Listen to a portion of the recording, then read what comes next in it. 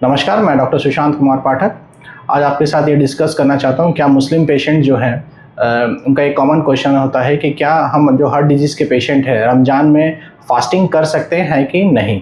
हाँ, ये of course जो भी हार्ट डिजीज़ के पेशेंट है या डायबिटिक पेशेंट है रमज़ान में फास्टिंग कर सकते हैं, लेकिन कुछ पॉइंट्स तो उन्हें केयर करना होगा कि जिससे उन्हें कोई क्षति ना पहुंचे। पहला पॉइंट, जैसे कि कोई मेडिकेशन जो भी हार्ट डिजीज़ की या डायबिटीज़ की चल रही है उन्हें स्टॉप नहीं करना है। हाँ, लेकिन हाँ, ये इम्पॉर्टेंट चीज़ होता है कि मेडिकेशन का टाइमिंग सहरी और इफ्तार के अकॉर्डिंग चेंज करना पड़ेगा।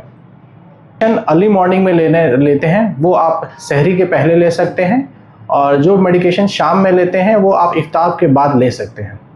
एक इम्पॉर्टेंट चीज़ है हाइपोग्लाइसेमिया, मतलब लो ब्लड शुगर हो जाना, तो उसके बारे में आपको पता होना चाहिए, उनके सिम्टम्स पता होना चाहिए। मान लीजिए किसी पेशेंट जो डायबिटिक है उसको अचानक से बहुत पसीना हो रहा है, चक्कर आ रहा है, वो बेहोश हो जा रहा है, घबराहट हो रहा है, अगर ये सब लक्षण हो रहे हैं तो तुरंत उसको शुगर चेक करना चाहिए।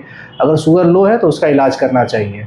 वैसे मरीज को फास्टिंग अवॉइड करनी चाहिए। ज़्यादातर ये देखा जाता है कि इफ्तार में ओवर ईटिंग कर लेते हैं, तो जो भी हार्ट डिजीज़ या डायबिटिक पेशेंट है उन्हें ओवर ईटिंग नहीं करना है।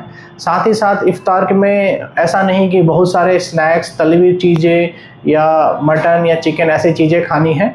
डाइट अपना जो सिंपल डाइट है, जो पहले से ही प्रिस्क्राइब्ड है, आपको गाइड किया गया है कि हर डिजीज़ के मरीज को या डायबिटिक पेशेंट को ये डाइट फॉलो करना चाहिए, वही सेम डाइट आपको फॉलो करना है इफ्तियार और सहरी के टाइम पे भी। इसके अलावा एक चीज़ और इम्पॉर्टेंट क्वेश्चन होता है कि क्या हम एक्सरसाइज करना चाहिए कि नहीं करना चाहिए। देखिए, आपको एक्सरसाइज रेगुलर करना ही करना है, लेकिन अब ज़्यादातर एक्सरसाइज, क्योंकि आप मैक्सिमम टाइम फास्टिंग में रहते हैं मरीज, तो उनको उपवास जो भी एक्सरसाइज होती है वो आप इफ्तार के बाद ही करें। और चीज़ इंपॉर्टेंट है, ओवर एग्जर्शन नहीं करना है, क्योंकि मैक्सिमम टाइम फास्टिंग में लोग रहते हैं और आप ओवर एग्जर्शन करते हैं, ज़्यादा काम करते हैं, ज़्यादा एक्सरसाइज करते हैं, तो आप एग्जॉस्टेड हो सकते हैं, डिहाइड्रेटेड हो सकते हैं।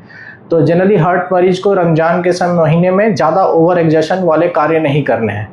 हाँ, कुछ पर्टिकुलरली है, जैसे कि मैंने बोला कि हार्ट डिजीज़ के पेशेंट या डायबिटिक पेशेंट आप फास्टिंग रख सकते हैं रमज़ान में, लेकिन कुछ पेशेंट्स हैं जिनको फास्टिंग नहीं रखनी चाहिए। जैसे कि किसी को रिसेंट हार्ट अटैक हुआ हो या रिसेंट कोई सर्जरी हुई है, बाईपास या angioplasty with in a month हुआ हो, तो वैसे मरीजों को आप फास्टिंग नहीं रखना चाहिए। इसके साथ अगर कोई क्रिटिकल मरीज है जिसको ऑनगोइंग चेस्ट पेन हर दिन ही हो जाता है, कभी चेस्ट पेन हो जाता है ऑन एग्जर्शन, तो वैसे मरीज भी फास्टिंग ना रखे तो ज़्यादा अच्छी बात है।